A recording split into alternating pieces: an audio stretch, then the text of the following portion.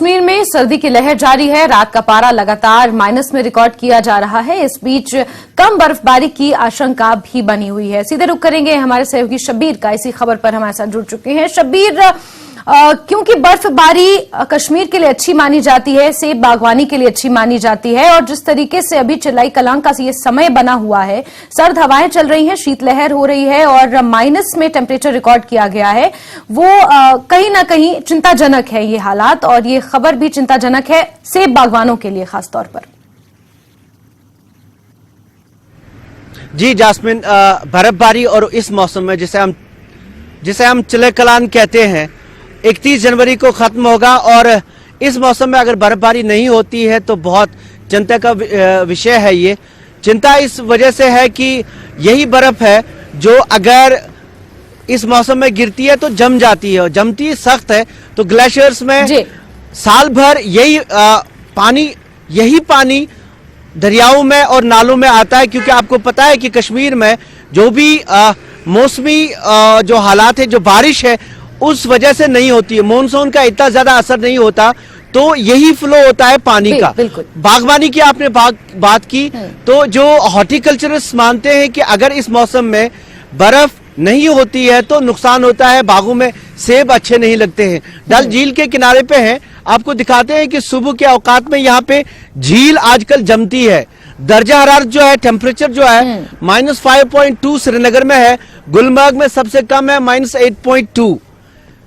मतलब ये कि सर्दी बहुत ज्यादा है लेकिन बर्फबारी नहीं है। अगर आपको मैं क्लाइमेट चेंज की बात बताऊं तो पिछले 28 साल में जो साइंटिस्ट मानते हैं कि पिछले 28 साल में जो मीन टेम्परेचर यहाँ का रहा है उसमें 2.3 डिग्री का फर्क आ गया है। मतलब ये कि एक तरीके से जिसे हम क्लाइमेट चेंज का असर जो है साफ दिख रहा है। हमारी जो ये हिमालयन स्टेट्स हैं, इनमें क्लाइमेट चेंज का असर पिछले कई सालों से देखा जा रहा है। उसके नतीजे में होता ये है कि आपके जो मौसम है ये अनप्रेडिक्टेबल हो जाता है।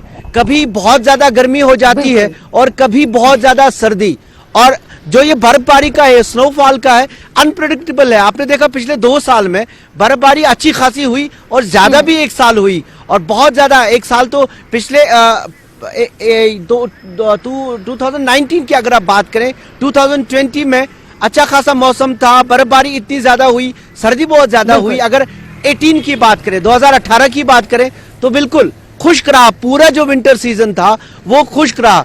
तो इसी तरह 2-2, 3-3 साल के बाद यहाँ पे हुआ क्या है, हिमालयन स्टेट्स में अगर आप हिमाचल की भी बात करें, आपको वहां भी क्लाइमेट चेंज का असर दिखाई देगा। और बदकिस्मती हमारी ये है कि हमने जो क्लाइमेट चेंज के लिए जो फैक्टर्स हैं उनमें हमने कोई इजाफा नहीं किया।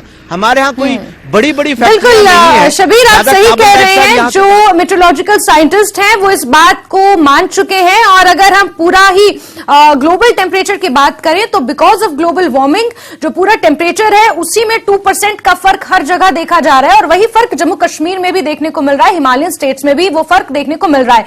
लेकिन शबीर, एक अहम सवाल ये भी खड़ा हो जाता है, क्योंकि बर्फबारी देखने सैलानी पहुंचते हैं श्रीनगर, जम्मू कश्मीर, तो क्या अब सैलानी जो पहले पहुंच रहे थे उतनी ही संख्या में अब भी पहुंच रहे हैं? क्योंकि बर्फबारी नहीं हो रही है तो कहीं ना कहीं निराशा सैलानियों को भी है। टूरिस्ट यहाँ पे है, अच्छी खासी तादाद में है, और उन्हें उम्मीद भी है कि बर्फबारी होगी।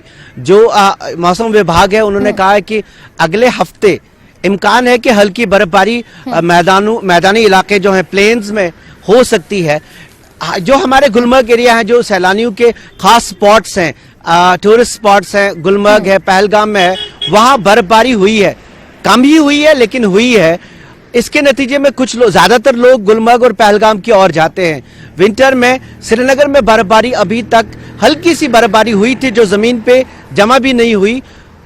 काफी लोग, आपने जैसा कहा कि काफी लोग यहाँ सिर्फ बर्फबारी देखने आते हैं, उन्हें निराशा है लेकिन उम्मीद बंधी हुई है कि शायद बर्फबारी हो जाए। जास्मिन जी बिल्कुल शब्बीर, तो कहीं ना कहीं अब बर्फबारी का इंतजार किया जा रहा है, और मौसम विभाग के द्वारा ये कहा गया है कि अगले हफ्ते में बर्फबारी हो सकती है। इंतजार अगले हफ्ते का करते हैं। शब्बीर, फिलहाल के लिए आपका बहुत शुक्रिया तमाम जानकारियां साझा करने के लिए।